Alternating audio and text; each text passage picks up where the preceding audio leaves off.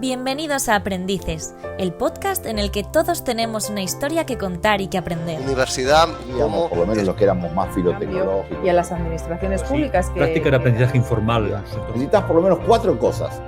Escucha y descubre la experiencia vital y de aprendizaje de nuestros invitados. Hola, bienvenidos a Aprendices, este espacio donde charlamos sobre todo lo que rodea este proceso de aprendizaje en la vida profesional y personal de nuestros invitados. Recuerden que Aprendices es el podcast de Espacios de Educación Superior, una plataforma donde vivimos, discutimos, proponemos y proyectamos entornos de aprendizaje. Y hoy está con nosotros Javier Cantera. Javier Cantera es doctor en Psicología, licenciado en Derecho por la Universidad Complutense de Madrid. Tiene varios másteres relacionados con la dirección de personal y los recursos humanos, campo que es su terreno profesional. Preside la Fundación Personas y Empresas. Un terreno, además, sobre el que ha escrito más de 20 libros y del que es docente en varias prestigiosas universidades. Hola, Javier. Gracias por estar aquí con nosotros. Muy buenos días y aquí estamos a aprender, que es lo fundamental. Pues vamos, Javier, a empezar como hacemos con todos nuestros invitados, yéndonos a los principios, a los orígenes. ¿Qué es lo que te hizo estudiar Psicología y Derecho?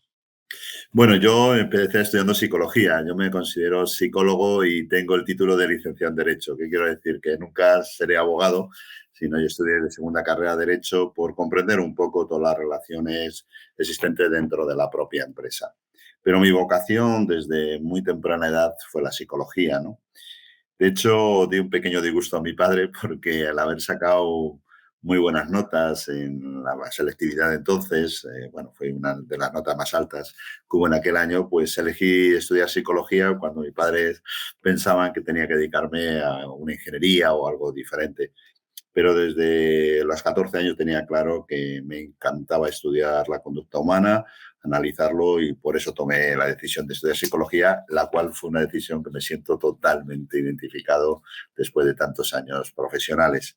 Y el derecho, como os digo, es un conocimiento instrumental que me ha servido muchísimo en mi progresión precisamente profesional, pero nunca he estado colegiado como abogado ni voy a estar, porque obviamente es un conocimiento más de instrumental, y lo que sí que ha sido para mí básico es el estudio de la psicología, que luego lo ratifiqué con una tesis que hice hace unos años y en la cual pues, me sirvió muchísimo para profundizar todavía más el conocimiento y el interés de la psicología aplicado al mundo empresarial. Soy psicólogo del trabajo, psicólogo aplicado a las empresas, que es una especialidad no mayoritaria dentro de la psicología, porque todo el mundo quiere ser psicólogo clínico, pero que tiene una gran incidencia tanto en el diseño como en todo lo que vienen siendo los procesos de gestión de las personas dentro de las empresas, ¿no?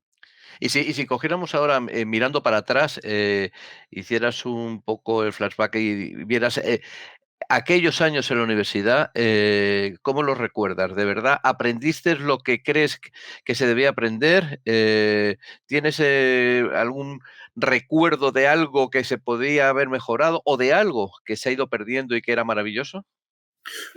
No, yo tengo claramente un recuerdo de la universidad como foro de conocimientos muy universales, que es lo que tiene que ser la universidad. Y a mí ahora, que me toca muchas veces hacer selección de directivos y de diferentes, quiero gente que haya tenido una carrera universitaria, muy universal, desde el punto de vista de conocimiento variopinto. Pero a su vez la universidad en aquellos años a nosotros nos sirvió para 3 despertares. Teníamos un despertar político, no tanto como lo que hay ahora. Claramente estábamos ya saliendo de la transición y estábamos pues, en un momento dado donde la política era un elemento básico, y a mí me enganchó también el tema político y me sirvió muchísimo para aprender esas habilidades competenciales que hay que hacerlo. Luego también aprendías muchísimo, tenías el despertar claramente de las relaciones sociales que no tenías anteriormente, y en mi caso pues fue, porque además que me metí en la tuna, en 24.000 follones, que también era un despertar social muy interesante. Y por último, el despertar intelectual. Te llamaba la atención cosas muy variopintas, basadas en la conducta humana.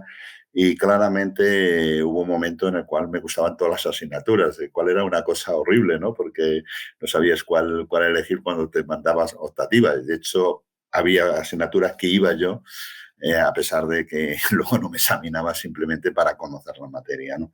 Yo lo recuerdo muy bien, tanto por el despertar político, el despertar social, como el despertar intelectual que significó la universidad para mí. Con lo cual, gratos recuerdos. Y fue en aquellos años donde encauzas un poco tu dirección hacia lo que es el terreno de la dirección de personal y recursos humanos. ¿Fue durante la universidad o ya previamente ya ibas con algunas ideas prefijadas? No, bueno, sí es verdad que mi padre, cuando dije que me iba a dedicar a la psicología, pensaba que iba a pasar mucho hambre. Y entonces tenía mi padre una pequeña tienda y me dijo que por las tardes, después de la universidad, yo tenía que encargarme de la tienda, ¿no? Lo cual no sé qué me sirvió más para ser psicólogo, si la gestión del mostrador, como yo decía, la psicología de mostrador o la psicología que aprendí a la carrera. Pero empecé a ver la necesidad o la aplicación de los temas psicológicos a los procesos de venta, a los procesos de persuasión que tenías que hacer en un momento dado, a los procesos claramente de relación con los empleados. Y yo creo que fue una decisión unánime en cuarto que yo ya quise ser psicólogo del trabajo y de hecho hice después la especialización y bueno, pues empecé dando clases en la universidad, como empezamos mucho. Estuve durante un año haciéndome la tesina siendo ayudante en pensamiento y lenguaje y que era una asignatura dentro de psicología en la U Complutense. Y a cabo ya te digo, de un año, pues decidir dar un salto a la empresa y, bueno, pues eso fue para mí básico. Yo creo que en cuarto yo tenía la idea clara que me iba a dedicar a la empresa, pero influyó mucho que mi padre era empresario y siempre veía las problemáticas de las empresas como elementos donde se podía actuar mucho la psicología. Y en aquellos años de universidad, ¿tuviste algún maestro de referencia, algún profesor del que te puedas considerar especialmente discípulo? Hay uno que ahora le vamos a hacer un homenaje, que es un fenómeno, es el catedrático por eminencia de Psicología del Trabajo y ha sido nombrado psicólogo del trabajo a nivel mundial, es José María Peiró, catedrático de la Universidad de Valencia, ya emérito. Y José María, que tiene 10 años más que yo, fue cuando yo estuve en una conferencia, estaba yo en cuarto o quinto, y salí y dije, yo quiero ser como José María, porque me explicaba claramente cómo los conceptos psicológicos, lo que la ciencia de la psicología iba avanzando, se podía aplicar en el día a día de la empresa. Luego ya tuve otros profesores o maestros más cercanos, como mi maestro, que ya se murió, Miguel Ordóñez, que, bueno, pues durante mucho tiempo confió en mí, hizo el típico efecto Pygmalión, porque yo no sé si valía mucho, pero él confiaba en mí y eso determinó claramente de que yo pudiese progresar en mi vida, ¿no? Maestros tenemos muchos, maestros vitales son, entonces, ¿no? Yo escribí un libro sobre los maestros vitales, porque creo que muchas veces, digamos, no damos valor a la maestría que aprendes no solamente en la universidad, sino en todos los momentos de la vida. Y todos tenemos maestros vitales. El propio Alfonso es para mí un gran maestro vital.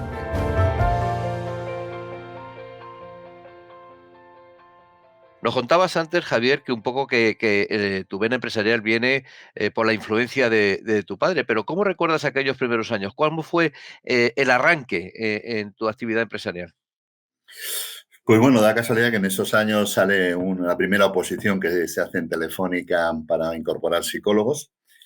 Había 7 plazas, bueno, presentamos muchísima gente, 10.000 psicólogos casi en las primeras convocatorias y yo iba acabando la mili y iba pasando examen a examen y al final, curiosamente, pues saqué el número 1 y entré en la posición de psicólogo de Telefónica con 22 años y, bueno, iba a cumplir 23 2 días después que entré en Telefónica. Y bueno, para mí fue pues una cosa muy excitante por entrar en Telefónica.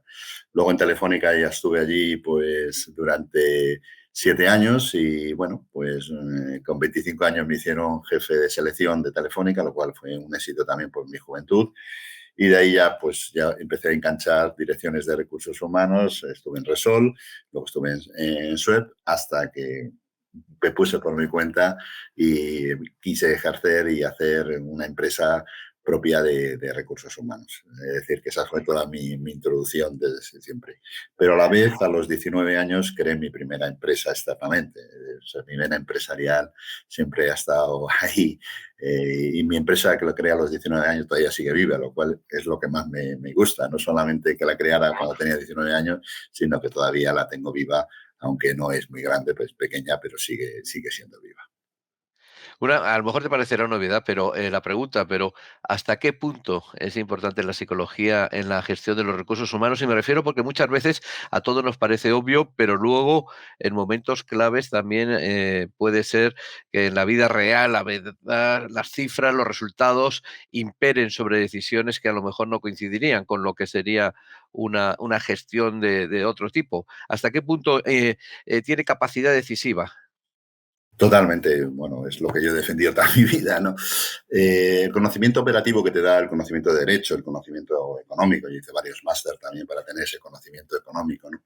Es muy interesante, pero el gran problema que existe desde este punto de vista siempre es que la resolución de los problemas humanos necesita esa dosis de conocimiento psicológico que te permite claramente poder operativizar soluciones en un momento dado, involucrar a la gente, buscar claramente el otro lado de cualquier decisión, que es el lado más humano que hay que analizarlo, ¿no? Yo creo que las empresas se están dando cuenta. Y fíjate, tenemos ahora un boom, es decir, después de la pandemia, la psicología está teniendo un momento histórico álgido, como lo digo ya a mis compañeros, en consideraciones de todo tipo, ¿no? Es decir, yo nunca he visto a los CEOs tan preocupados por el tema de la involucración emocional de las personas, porque sí está viendo que si no, lo que haga problema es el concepto este de la gran dimisión que en Estados Unidos se maneja. Aquí no se puede por las circunstancias económicas, son otras, pero sí es verdad que se está notando una desafección muy clara, que la gente no entra en las empresas cuando las empresas no tienen una consideración humana en sus elementos de gestión.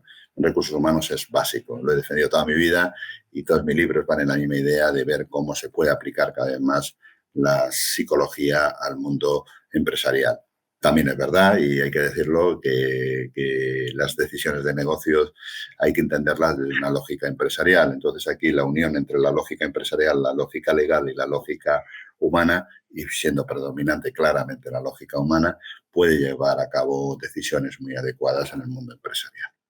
Me parece muy interesante eso que comentas porque, bueno, por circunstancias personales y por hijos y amigos de mis hijos, lo que sí noto en la gente más joven es cada vez más preocupación por lo que podríamos calificar de cultura de la empresa o el clima de la empresa o todo lo que rodea a las condiciones laborales de la empresa. ¿Tú crees que son factores que cada vez están influyendo más? Totalmente. Es decir, la gente, el bienestar, mi siguiente libro, que sale ahora en octubre, va sobre bienestar en las empresas, es un elemento fundamental. Es decir, las personas no están buscando sitios o empresas que te contraten, sino están buscando empresas que te aporten para que tú aportes, ¿no? Y entonces es muy importante la alineación de tu propósito personal con tu propósito empresarial, y eso los psicólogos sabemos bastante claramente. Y yo creo que es un momento histórico muy, muy interesante porque la gente se da cuenta, fíjate, después del COVID, que trabajar en algo que no te motiva simplemente por ganar dinero no es el elemento fundamental. El elemento fundamental es que te sientas identificado. Cuando tú ves que una pandemia te da esa vulnerabilidad de que puedes estar hoy aquí y mañana no, pues te lleva a ti a pensar hasta qué punto lo más importante en tu día a día, que es el tiempo que dedicas a trabajar, tienes que estar en una situación de bienestar. Está siendo más valorada y es un elemento diferencial que aquellas empresas que apuestan por el bienestar de los empleados van a ser evidentemente muy diferenciales. Algo que siempre me ha llamado la atención y que creo que es fundamental y que es muy importante es la gestión del talento dentro de la empresa. Pero esa gestión del talento primero hay que localizarlo y cuidarlo. ¿Cómo de complicado es esa tarea? El localizarlo, cuidarlo y evitar que se vaya y además atraer el que está fuera. Bueno, primero hay que analizar muy claramente lo que entendemos por talento, ¿no? Para mí, talento, todos tenemos capacidad de tener talento y todos tenemos algún tipo de talento diferencial, ¿no? No hay la idea del talentoso que tanto nos lleva el idioma castellano, no es el concepto básico del talento. El concepto básico del talento es que tú tienes unos determinados talentos para unas determinadas cosas y no para otras. Si tú buscas que cada persona esté ubicada en un sitio donde se sienta autor de su trabajo y su talento se pueda exponer, obviamente estás haciendo una buena gestión del talento. Y luego, el talento hay que regarle, tiene que florecer y para eso tienes que tener unas políticas donde se permita el error, donde haya proyectos, donde en un momento dado la gente pueda hacer ellos los cómo para conseguir los resultados de los que es, no que seas tú el que claramente limite su autonomía o empowerment, porque el talento necesita mucha autonomía, mucho empowerment. Y a su vez también es muy importante que ese talento sienta que la empresa vigila su experiencia empleado y quiere que sea la mejor experiencia posible, la que sea. Por eso no es cuestión de pagar mucho, no es cuestión de hacer más. Las condiciones laborales son higiénicas, si tienes un mínimo, ¿vale? Si no tienes ese mínimo, obviamente son básicas, pero una vez pasado el mínimo, lo es importante es que la gente se crea la empresa con su cultura, su estrategia, su propósito como empresa y que tenga sistemas que permitan que el talento esté. Y luego, ¿cómo atraer talento? Pues marcando tu imagen de marca empleador, siendo diferente a cómo claramente otras empresas están haciendo. Os pongo un ejemplo real. Nosotros, Aure, antes has dicho BLC, pero BLC nos integramos en Aure. Ahora yo soy presidente de Aure. En Aure, como consultoría, pues somos la primera española, la 7ª de mercado. No somos, como se dice habitualmente, las Big Four, ¿no? La Big Four la traen a la gente por dinero, la trae por un estilo claramente de estar ahí y luego irse, ¿no? Nosotros no somos los que mejor pagamos. A eso sí, hemos dicho que para nosotros es básica la conciliación y para eso hemos hecho un modelo de teletrabajo donde solamente un día a la semana estamos toda la gente trabajando en la oficina. Esa flexibilidad, ese apostar, esa confianza en la gente nos marca una diferencia frente a la Big Four. Por lo tanto, nosotros atraemos de otra forma diferente al talento. Se puede atraer el talento a través del dinero, se puede atraer el talento a través de buenas condiciones, de beneficios salariales, o se puede atraer al talento con una cultura, una forma de entender que la persona nunca es un medio, siempre es un medio.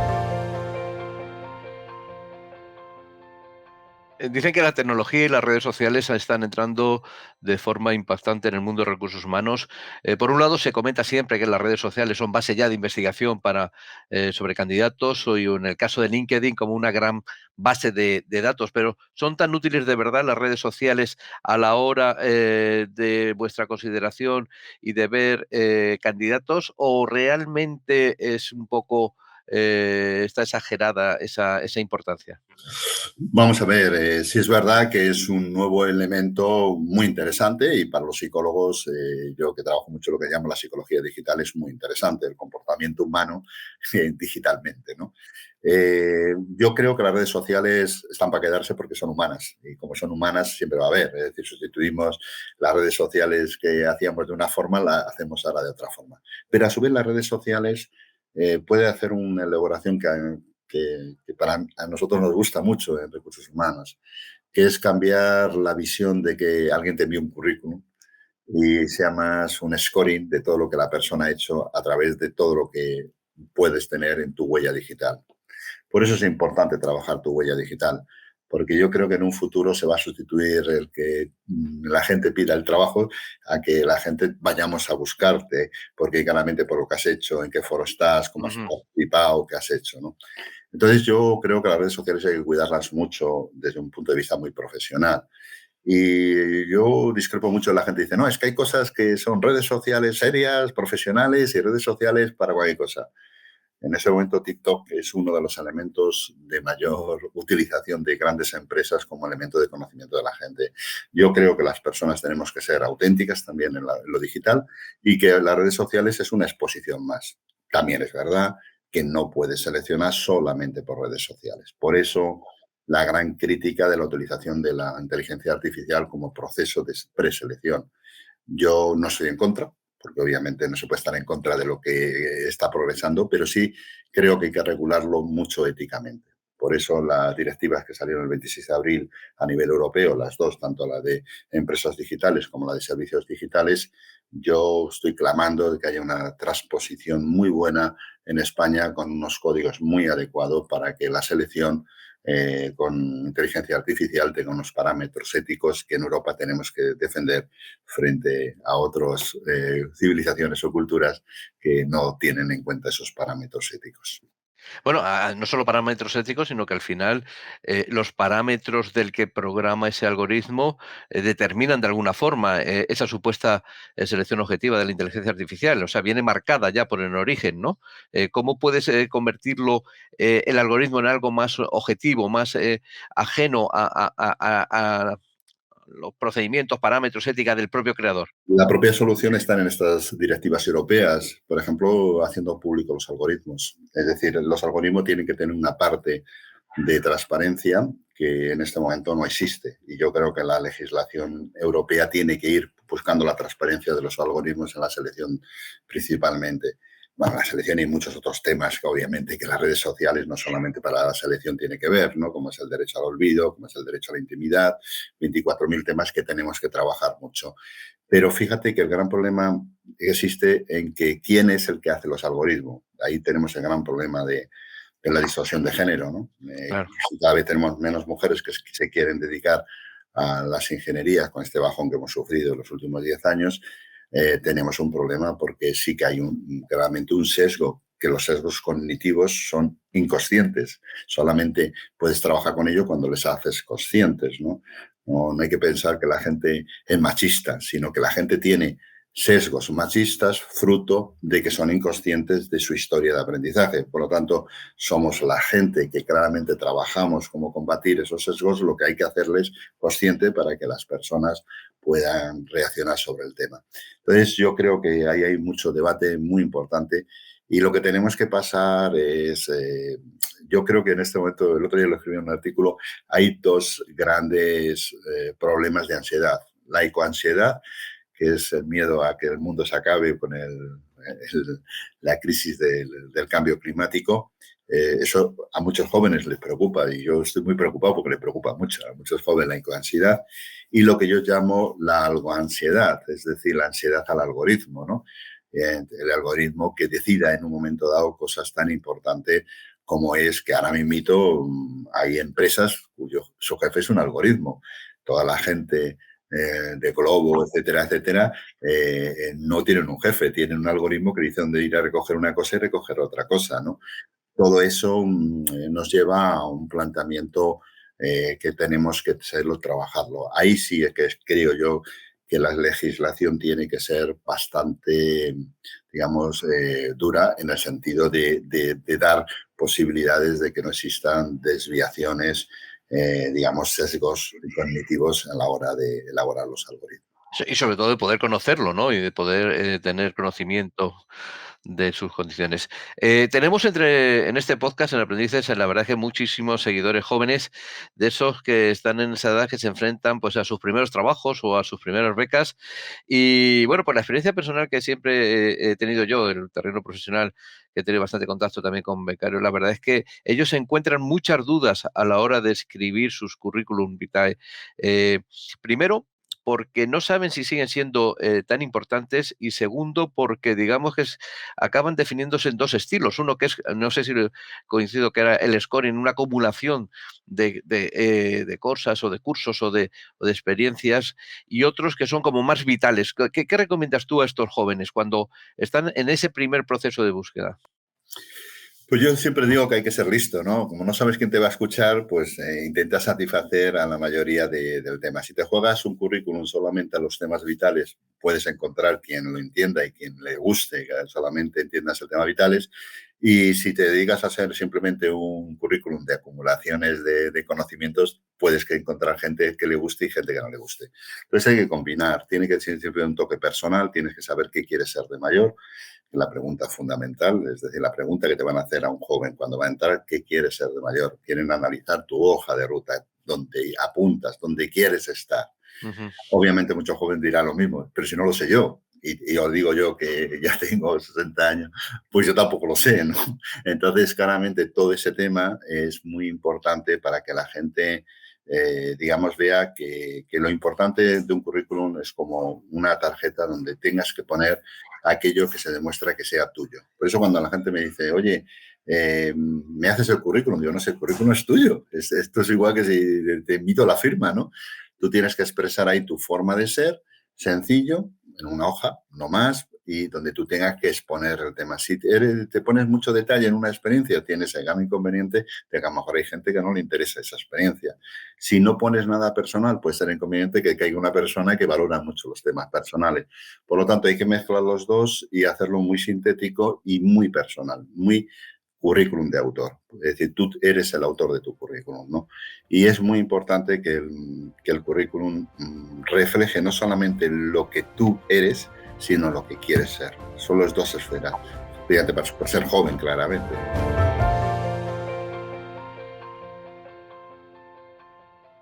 Bueno, este podcast ya sabes que se llama Aprendices y Javier, creo que es una de tus virtudes. ¿Estás estudiando ahora antropología, me han dicho? Antropología. Bueno, en la UNED vamos poco a poco. Me encantaría ir más rápido, pero bueno, yo soy un aprendiz eterno. En aprendiz eterno. Pues eso me pregunta, porque ¿no crees que el sistema universitario actual, un poquito con grado, posgrado, algún máster, provoca que muchos piensen que son etapas ya superadas y que cuando llega al final hay que encontrar trabajo y dejar de aprender? O sin embargo, debemos empezar a enseñarles que el aprendizaje es algo para toda la vida? Totalmente de acuerdo. Yo, en la columna que escribo todos los meses en el norte de Castilla, el periódico del norte de Castilla, bueno, de mi tierra, Palencia, lo llamo el aprendiz eterno, ¿no? Y siempre hago una pregunta a toda la gente. ¿Cuándo fue la última vez que hiciste una cosa por primera vez? Si hace mucho tiempo que no haces una cosa por primera vez, tienes problemas de obsolescencia, de conocimiento, de esquema mental, de muchas otras cosas. Uh-huh. Yo acabo de empezar ahora, hace una semana, a estudiar chino mandarín, que yo no sé si me va a servir para algo, con mis 60 años, pero Qué me maravilla. está enseñando a pensar de una forma diferente. La antropología a mí me está enseñando otra visión totalmente diferente, además de mis carreras, pero a la vez de que hago antropología me he metido a estudiar programación Python, ¿no? ¿Por qué? Porque creo que en la vida el aprender es lo que te permite tener la capacidad cerebral totalmente alineada a tu adaptación. Porque lo importante del ser humano es adaptarse. Y para adaptarse tienes que tener nuevas neuronas. Y para tener nuevas neuronas tienes que tener neuroplasticidad. Y para tener neuroplasticidad lo que tienes que tener es ganas de querer aprender todos los días, ¿no? Y eso es muy importante. Decía Albert Einstein, que yo le sigo bastante en ese tema, que él tenía un cuadernillo en la mesilla, yo lo tengo desde hace ya más de 20 años, donde escribo las 3 cosas que he aprendido en el día. No solamente aprendizajes de conocimientos, sino también aprendizajes vitales de gente que te traiciona o gente que no se ha sabido comportar o que tú no te has sabido comportar y que tú te has equivocado. Y esos aprendizajes, hacerlos consciente, te permite tener cada vez más fortaleza. En la parte del conocimiento, del aprendizaje, ¿echas de menos un aprendizaje en la universidad más transversal, más enciclopédico, donde lo que llamamos ese conocimiento inútil a veces adquiera toda la utilidad al dar valor y sentido al conocimiento más científico? Mira, yo creo que la educación universitaria tiene que ser universal, principalmente esos años jóvenes que tienes que estar aprendiendo digamos universalmente, teniendo un foco. En mi caso era el foco de la psicología, el otro puede ser el foco de la ingeniería, pero el conocimiento más universal. Pero hay 3 características que faltan a este sistema académico y que las empresas, digamos, reclamamos todos los días. Primero, uno es la hibridación de conocimientos. Aquí se hibrida, en el modelo universitario español, muy poco el conocimiento. ¿Qué es hibridar un conocimiento? Pues gente que pueda estar interesada pues, en cómo estudiar la psicología relacionada con el mundo del arte y hacer asignaturas que tengan que ver con arte y psicología. O gente que, yo ahora, uno de mis hijos está estudiando un tema en una universidad extranjera y está estudiando arquitectura y le están enseñando dentro de arquitectura, le está enseñando caligrafía. Y me parece una gran decisión, porque esa hibridación entre el conocimiento del detalle, la orientación al detalle de la caligrafía con arquitectura. Pero eso, primer elemento, para mí, no se hibrida mucho los conocimientos. El segundo tema es que siempre tiene que haber 2 conocimientos. Tiene que haber un conocimiento general y un conocimiento aplicado. Y el conocimiento aplicado va de la mano del conocimiento general. No se puede separar el conocimiento aplicado del conocimiento general.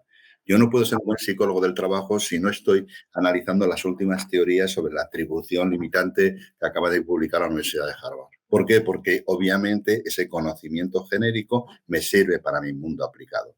Por lo tanto, falta ese tipo de formación aplicada, pero en el entorno más educativo, más universitario. Porque aquí tenemos un mundo universitario dedicado solamente a la investigación básica y un mundo, digamos, de escuelas de negocio que lo que hacen es Eso es. recetas, recetas y recetas. Y ese mix entre el conocimiento más teórico potente y científico con la aplicación práctica adolece en nuestra universidad.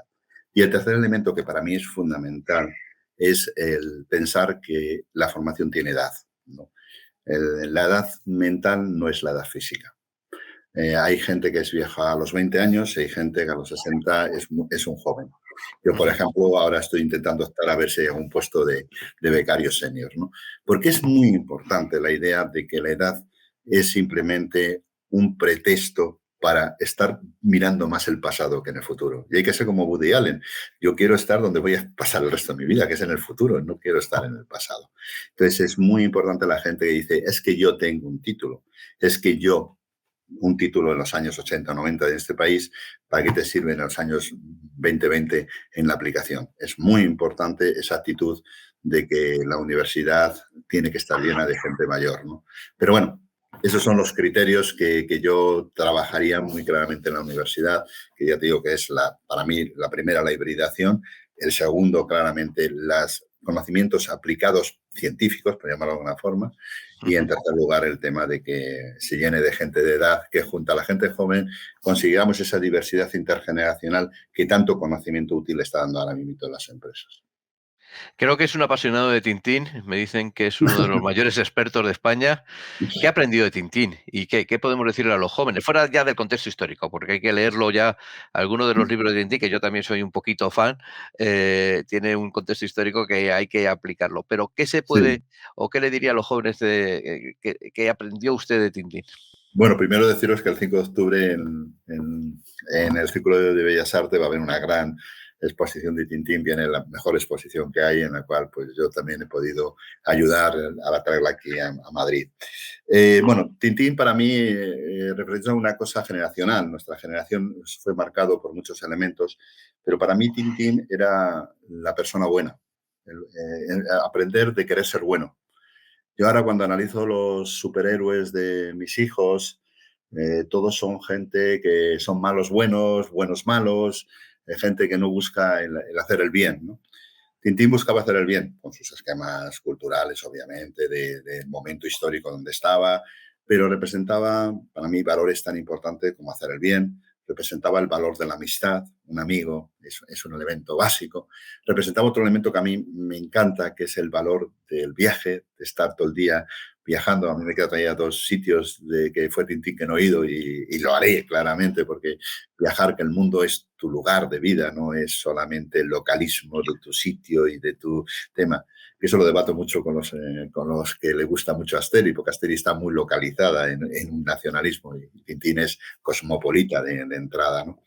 Y una de las cosas que más me gusta a mí de Tintín es que es optimista, pero es un optimista, digamos, como dice Tal Ben-Shahar, que es el mayor teórico sobre felicidad, profesor de psicología de la Universidad de Harvard, optimalismo.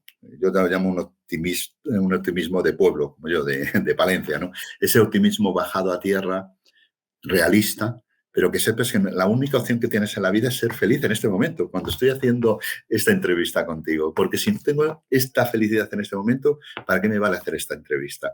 Es esa actitud optimista que desprende el cómic de Tintín, a mí es apasionado. Bueno, como bien se me nota, soy un apasionado de Tintín y quiero ante todo por reflejar que es eso, que a mí me dio el ser bueno. Tú imagínate un chico en medio de un pueblo en Palencia, viajando por todo el mundo con los cómics de Tintín, queriendo tener amigos, queriendo tener claramente ocasiones bárbaras de vida, ¿no? que Tintín representa. Y ese para mí por eso soy un fan de Tintín.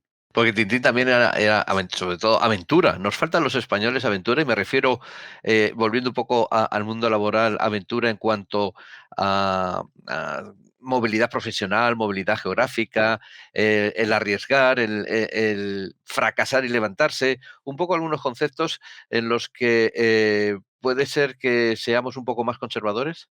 Sí, pero no nos miremos siempre, distorsionemos la realidad nuestra y que los otros son mejores, o al revés, que nosotros somos mejores y que los demás son peores, ¿no? Yo creo que tenemos un gran país, tenemos una gran población, yo soy muy optimista, pero como todos tenemos que ir evolucionando, ¿no? Y los pecados que tenemos, como son las envidias, como que aquí alguien trufa y lo que hace es decir más críticas que otras cosas, existe aquí, existe en casi todo el mundo, ¿no?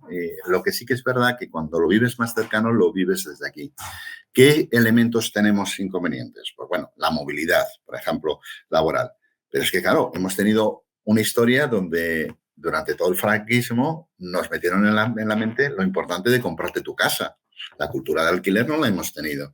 Con lo cual, lo que generabas tú era una situación totalmente diferente. Es decir, la dosis de gente que antes de los 40 años tienen una casa, que se han metido en una hipoteca, en una casa en España, es mucho más alta que en el resto. Viene por un troquel social que nos ha hecho pensar así.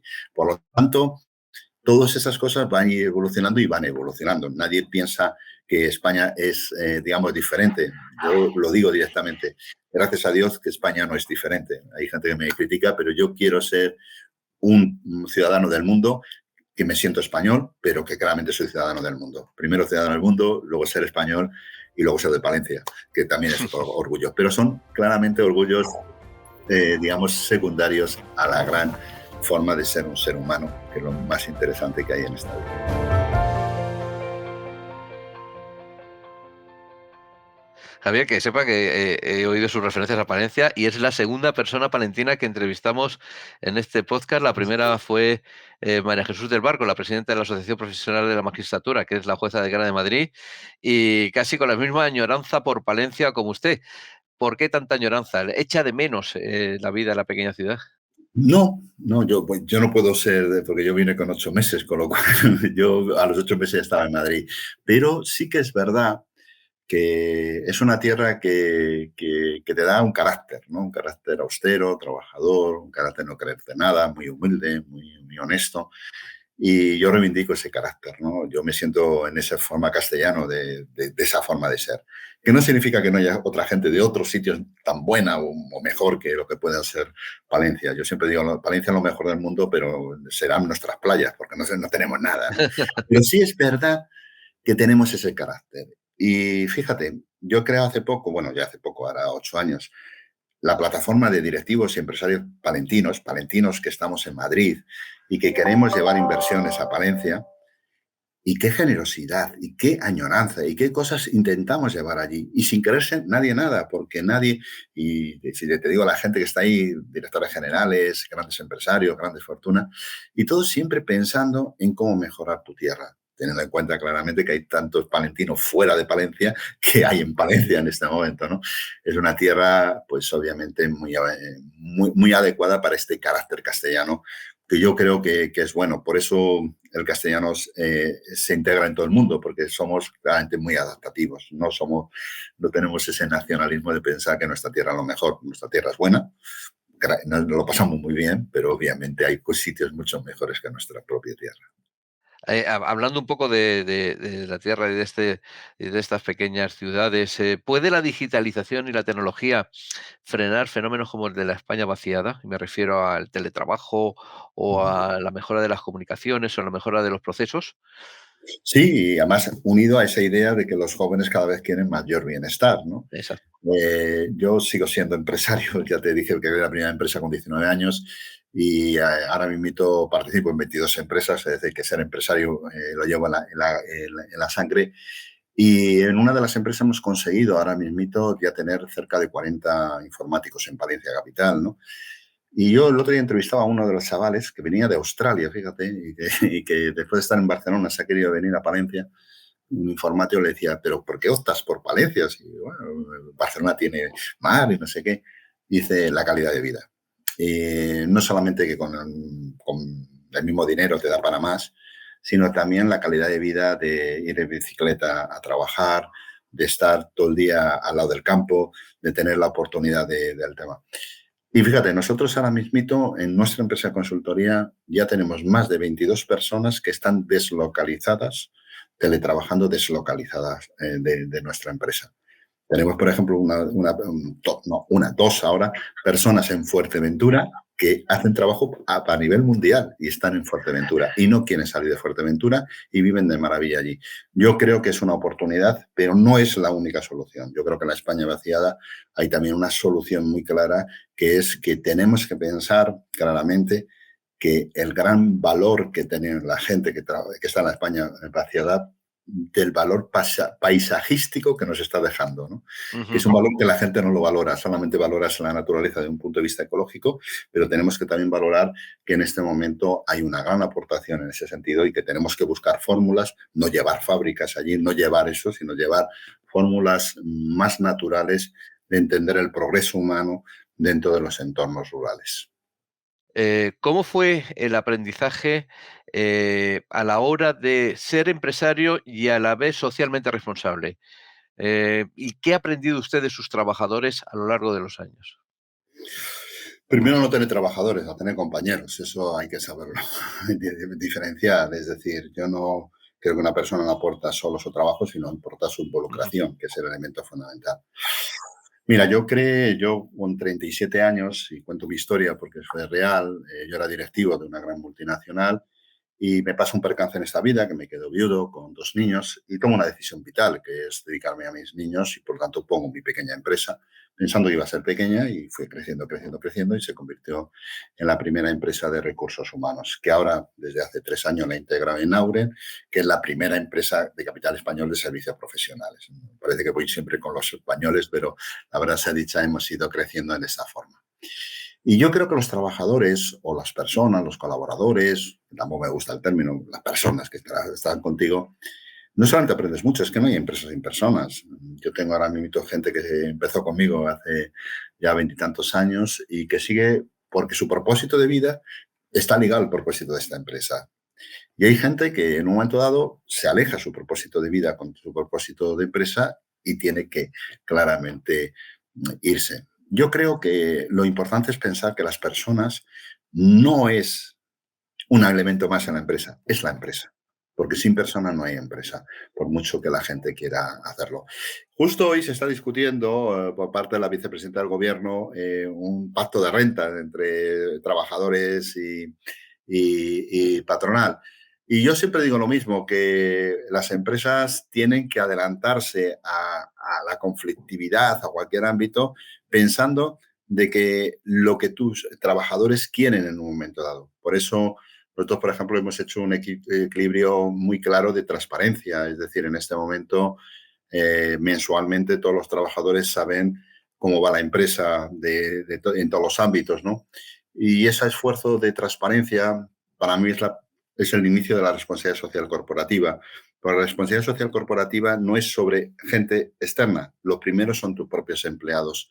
Si tú no tienes a los empleados adecuadamente pensando de que este momento de la inflación va a perjudicarles claramente, nosotros ¿qué hemos hecho? Pues hemos tomado unas decisiones, por ejemplo, de adelantarles los variables a partir de septiembre, previendo de que en septiembre pues va a haber una situación donde claramente van a tener necesidades de dinero a corto plazo, ¿no? Pues decisiones de ese tipo son las que conllevan de que los trabajadores piensen que esta es una empresa que merece la pena ser vivida y eso es lo que hay. Una empresa es un grupo de personas que quieren conseguir un fin y tienen que estar y querer estar en esa empresa.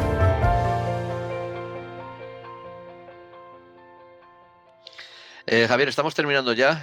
Terminamos con todos los invitados con 4 preguntas que son de respuesta muy, muy corta. Y la primera es, ¿qué le ha dado miedo aprender y nunca ha hecho?